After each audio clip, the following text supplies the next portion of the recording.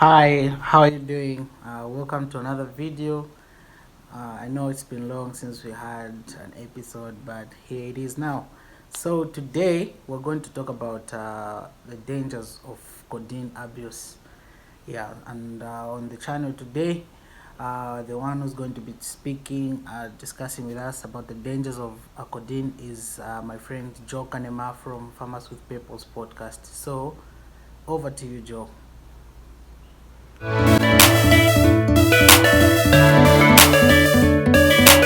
Hi, Bright.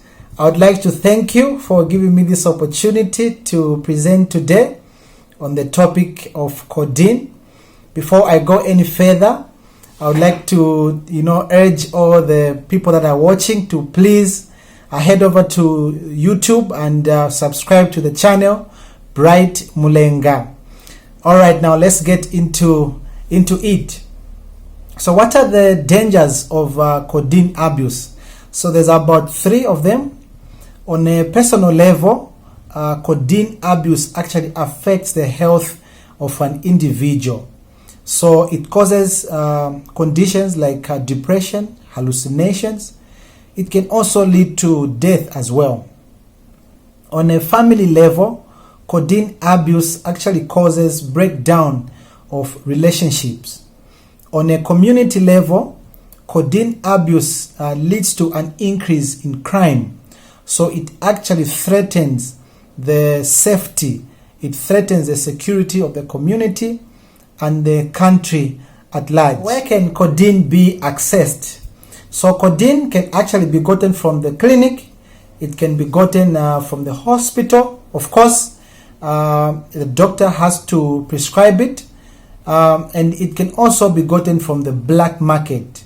So the black market is actually one of those areas where most of the people that abuse codeine get the codeine. So what are some of the relevant authorities doing about the issue of codeine abuse? Well, you might be able to know that in 2019, the Zambia Medicines Regulatory Authority, which is ZAMRA, actually they reclassified codeine as a prescription-only medicine, meaning that you can only be able to get codeine from the pharmacy if you have a prescription from the doctor.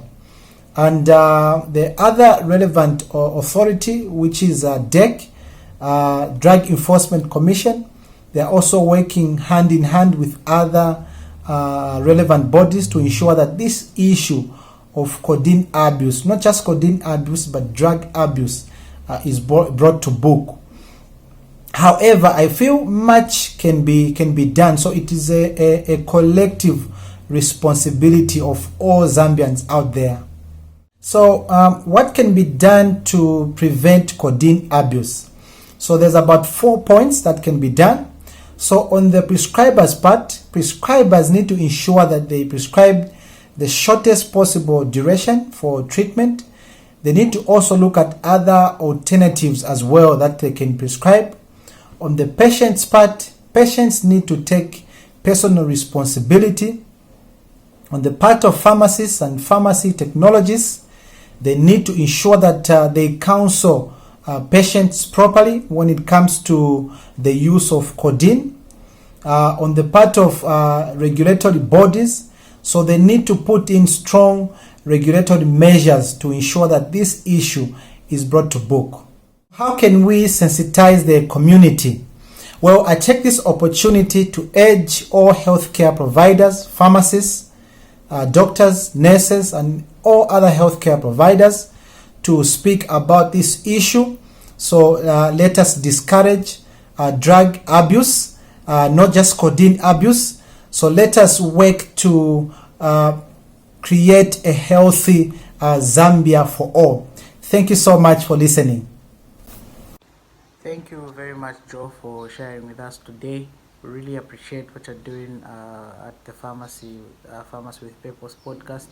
So if you want to check out more of Joe's content, you check the link in the description box. I'll put up the link to his Facebook page and to his podcast page.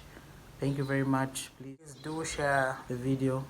It may help someone who's in a codeine situation, so that we may help each other. we prevent ourselves from the dangers that have been discussed in this video. Thank you very much for watching, and see you next week. Bye.